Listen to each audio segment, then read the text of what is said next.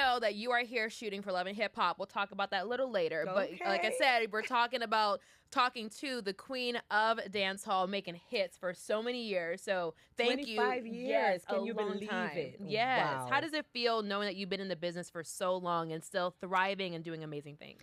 I'm elated, to be honest. I'm just so gleeful over the fact that I'm looking back at 25 years. I started in 1999. Yeah. And no, I'm not old. I just started when I was young. Yes, you did. So I've been chasing my dreams ever since I was a teenager. Yeah. And for me, just looking back right now, I'm just so gleeful because I'm like, wow, looking back at all the things that I managed to overcome as a Black woman, coming out of Jamaica, making it big internationally. It's not no small thing. It's a very big thing. Yes. So let's talk about it. Yes. And I'm just so excited because I called my album that I'm celebrating Miro 25 because right now I'm just kind of reflecting and looking back. So when I look in the mirror, I'm like, wow, 25 years. Yes. I did that. Yes. So it feels amazing. It does. And we got to give you your flowers because, like you said, you've been in the game for a very long time. Give me the whole garden. Okay, whatever I can. Give me the whole garden. I'm ready. I'll give you the seeds to plant more. Yes. But we appreciate everything you've done for our culture, honestly. You. So thank you so much for your influence in the business. And you're talking about 25 years, Mirror 25. Let's talk about this album really quick. What can we expect from this upcoming album? Any cool features or what's to come?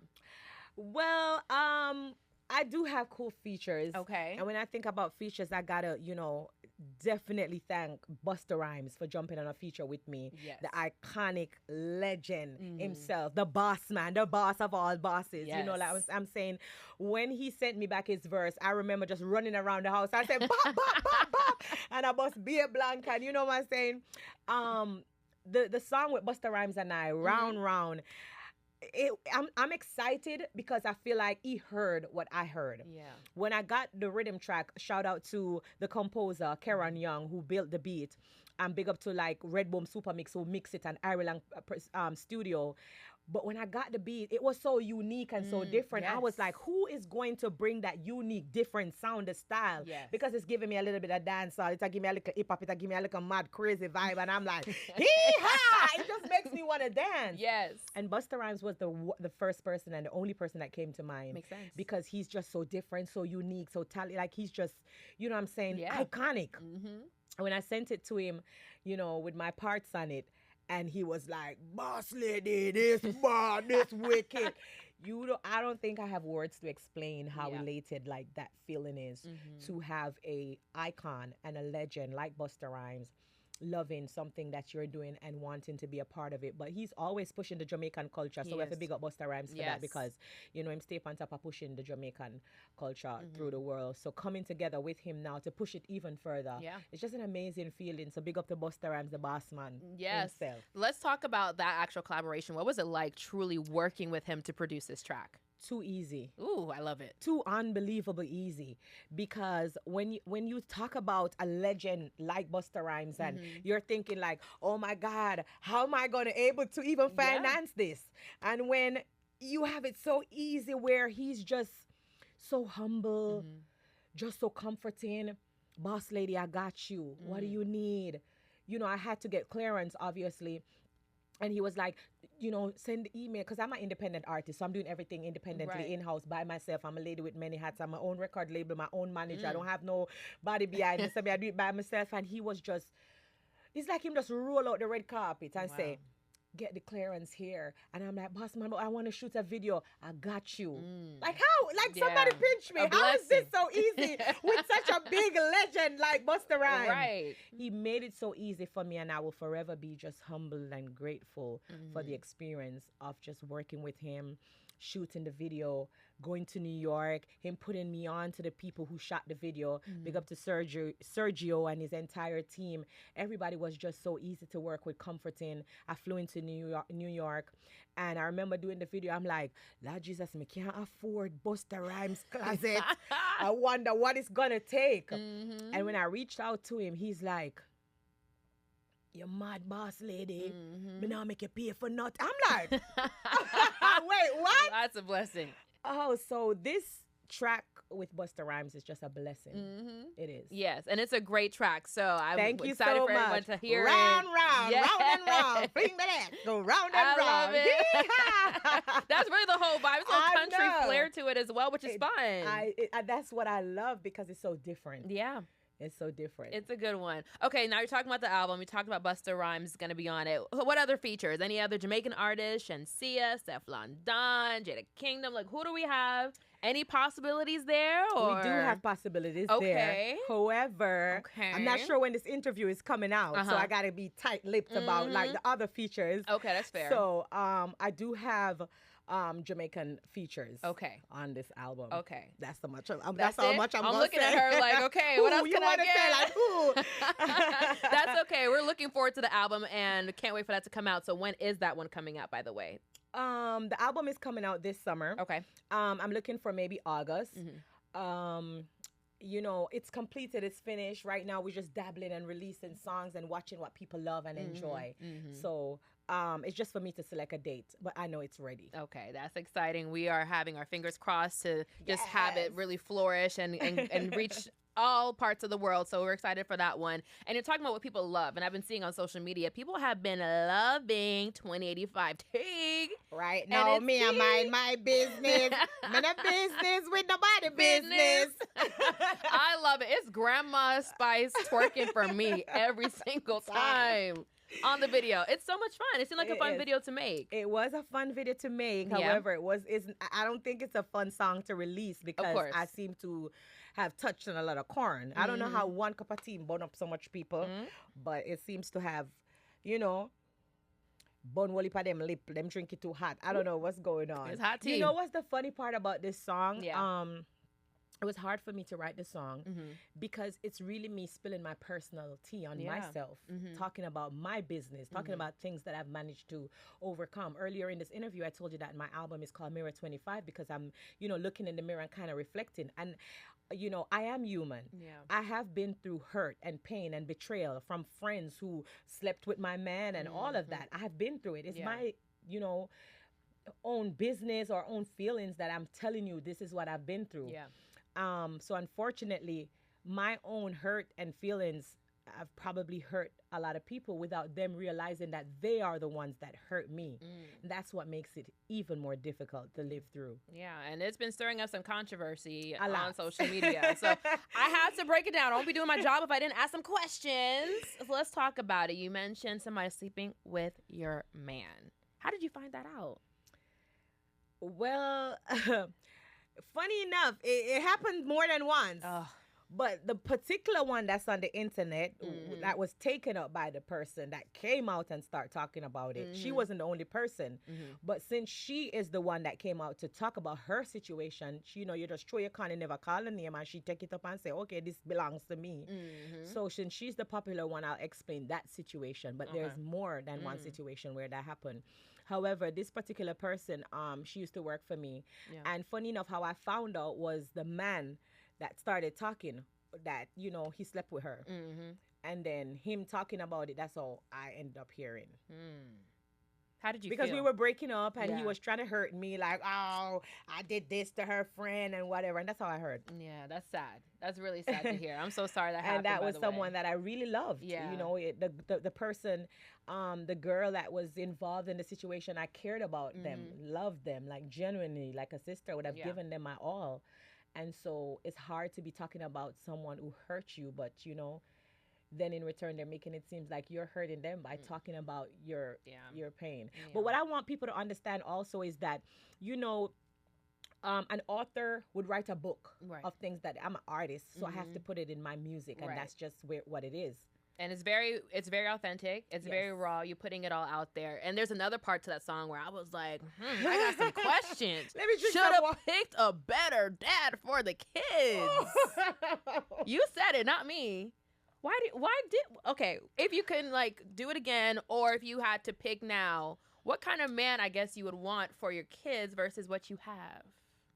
I think I would want a man that is a more father figure to my kids.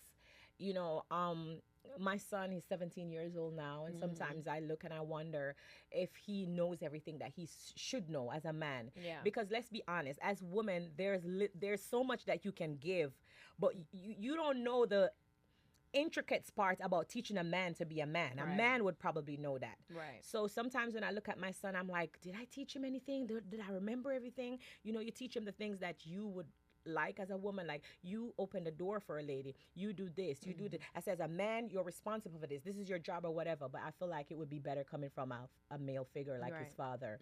And so just not being there for the kids alone, you know, those were my words. I'm sorry my kids didn't get a better dad, because at the end of the day, it's not just about financial gain, because my kids' father are not there for my kids financially. And thank God that I'm blessed enough as a mother to be able to take that role on, and I've done everything for them financially since their birth. But come on, that's not just the only thing that a child needs. Right. They need that second parent or a male figure to be able to help and train. Every youth needs a father. Yes, that's the truth. That's the truth. And, you know, you're speaking powerful words and you're speaking your truth as well. And just talking about that, there's always that conversation of, like, you know, the man and his role in the relationship. So and just to elaborate, and I don't mean to cut you, I just said every youth need their father, but also those girls need their father as well. I remember my father, who is the reason I'm in music, may his soul rest in peace. He died when I was 9 years old. But I feel like him not being there or having, and I have a brother as well that I have a weird relationship with, where I don't speak to as much because of his alcohol problem. But I feel like when you don't have that male figure, then you have to also take on that masculine energy to be the man in your own space. You know what I'm saying? So I feel like my daughter also needed that person to feel secure. To say, you know, my father is here. It's not easy for you to take on the role to really support them in the way they need when they don't have that male figure. So you're doing an amazing job at that. So let's talk about, you know, just the man in the picture, if there is a man in the picture. There's not. There is not. Okay. I had to ask. So in your next, like, person that you want to be with, you know, what qualities are you looking for him to really, I guess, fit the vision that you have after going through life experiences? I feel like I need a man that is led by God, someone that strongly believes in God, that's God-fearing. I need a man that is that has a great personality, someone that is dominant, someone that is not easily feeling like, what's the word? Intimidated by my success, because I feel like oftentimes in my relationship, because of who I am, men get intimidated by what I have, and that's just the plain truth. So I need someone who is not egotistical. That's just a strong figure, and I feel like a man that is able to bring comfort, so that I can find that comfort in you, to trust you enough to let go off of my masculine energy and just feel comfortable enough to go into my feminine energy. Not just listen to your words to say, oh, I got you, but for me to feel like it's okay for me to let go and just fall back because I have someone that I can trust. Yes. Those are very important qualities that somebody really should have. So you're not asking, in my opinion, too much. I'm not.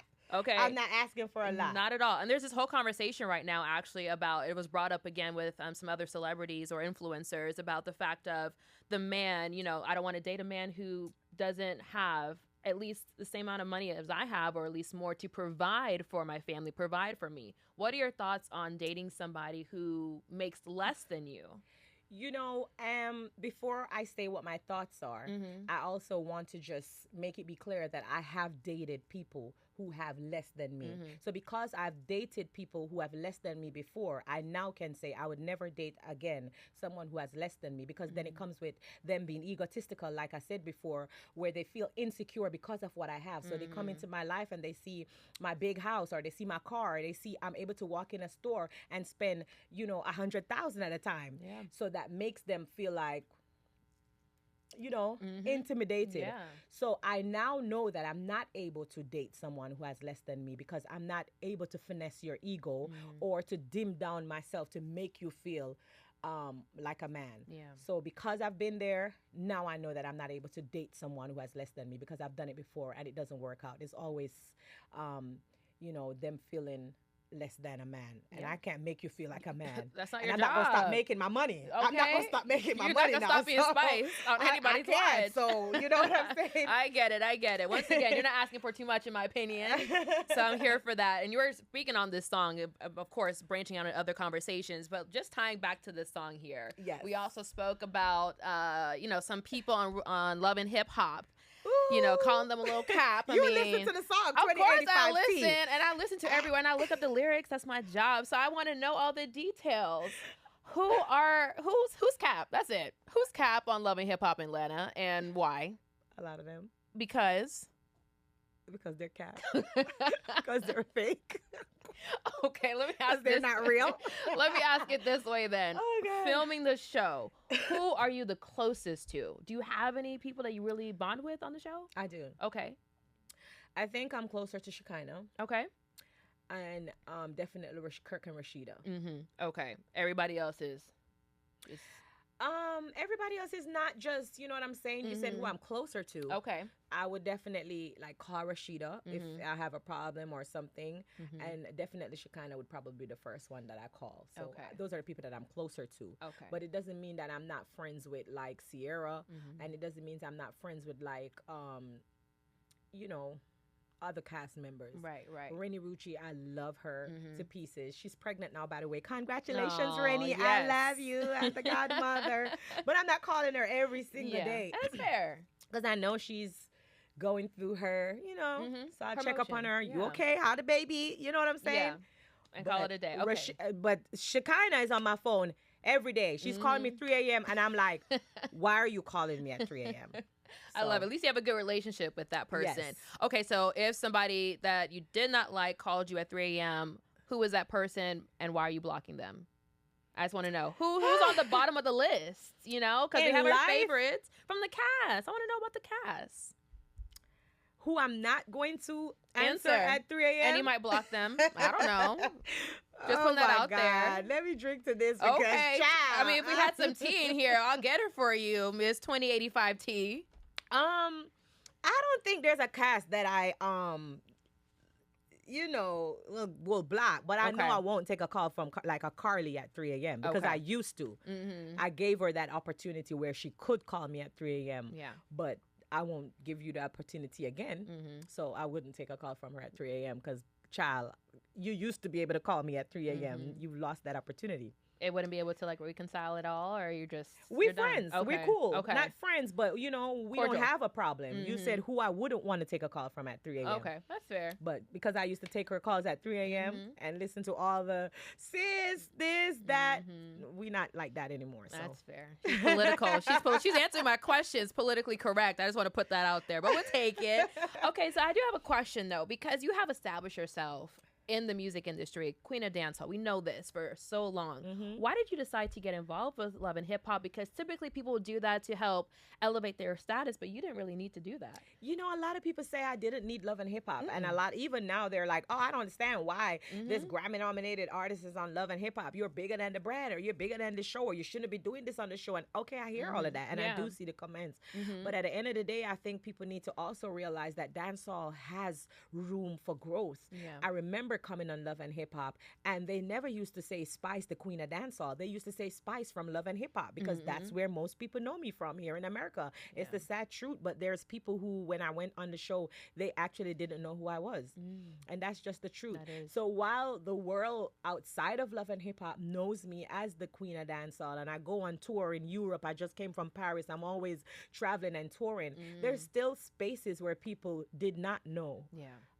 Who I was when I got onto Love and Hip Hop. And look at you now. And look at me now. Just keep flourishing and growing, and we're here for that. So I'm happy that you are bringing more eyes to the culture, to the music, and doing it gracefully. So we thank you for that one. Am and I you sweating a lot? No, you look fantastic, by the way. I'm sweating like crazy. But we want to just get into, you mentioned the touring. So we know we have this new album coming out. Yes. Anything we can expect soon as far as a tour? Oh, I am definitely going on tour with this album, Mirror 25. So you can look out for Mirror 25 tour coming to a place near you. Yes. Absolutely. Okay. When can we hear more about it, though? I just want to know when.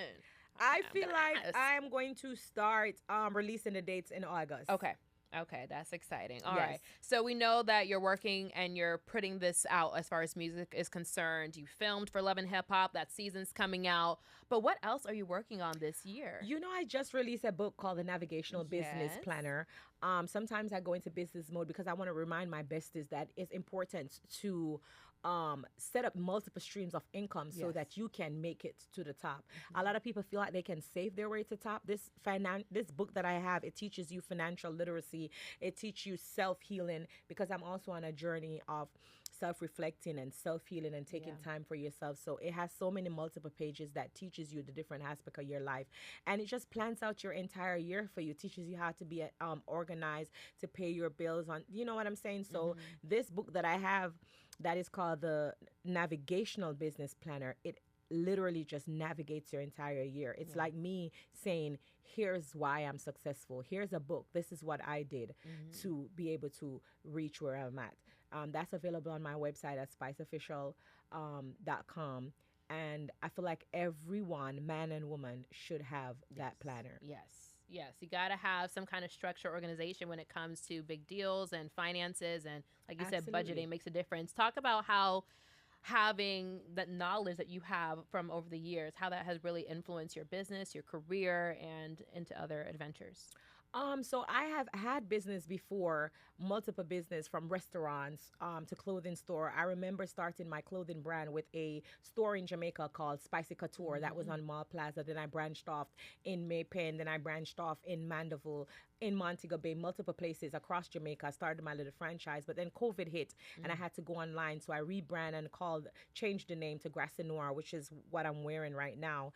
And I feel like over the years, being that businesswoman, I have learned so much, because I always want to remind people that losses are lessons. So while I have had business that have failed, I've learned from all the mistakes that I've made. So I'm so knowledgeable now that I'm able to look at you and I can tell you what it takes to start up a restaurant from scratch to top, a clothing store, because I've done it before. I've lived the life. You know what I'm saying? So I am so informative when it comes on to those type of businesses, because I've done them. I'm a multiple, I've been doing a business since I was a child, selling sweetie in school. That was a business. I love it. I love it. Been doing it, like I said, for so long. So long. So if you can give one piece of advice of business and being successful, what would that be? If I could give you one advice for business and being successful, I would say, you cannot save your way to the top. I feel like that is one of the cliche that they sell to us, that dream that causes us to be in a cycle where your mom is poor, you come poor, your kids come poor, and you keep going in a circle, because they teach us to get a saving pan and save those silvers and keep saving, but you cannot save your way to a millionaire. You got to set up multiple streams of income in order to generate wealth. And are you going to do any more streams of income, or do you feel like you have enough on your plate, or what's the plan for you? It's never enough to have streams of income. Hello. I every time I make a big money, I buy a house. I love that. Actually, someone in real estate, I support this habit. You know what I'm saying? Yeah. I believe in multiple streams of income. I just know that that's the only way to save, to make it to wealth. Because we'll just keep saving and using that money over and over, and then you feel like a failure because you can't save your way to wealth. Yeah, it doesn't do anything in the bank. You got to put it to work. You got to let your money make money for you. Period. Yes. I love it. I love it. So you're doing all this. The business is flourishing. The music is flourishing. New album, Love and Hip Hop. What are you going to do for yourself? Oh my Any God. rest this summer?